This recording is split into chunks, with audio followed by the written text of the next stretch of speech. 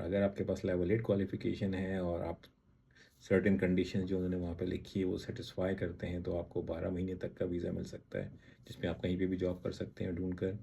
और अगर आपके पास लेवल 9 की डिग्री है, तो फिर प्रोग्राम की डिग्री है, तो फिर आप उसकी बेस पर अप टू 24 महीने या 24 मंथ्स तक का वीज़ा हासिल कर सकते हैं। तो अगेन कंडीशंस चेंज होती रहती हैं, इमिग्रेशन लॉज चेंज होते रहते हैं, तो जो लिंक मैं आपको नीचे दे रहा हूँ उसके अंदर जाकर आप मज़ीद मालूमात हासिल कर सकते हैं। लेकिन सवाल का जवाब सिंपल ज़बान में ये है कि जी हाँ, अपनी डिग्री के बाद आप पोस्ट स्टडी वर्क वीज़ा ले सकते हैं, जो कि very similar to what you get in the UK है।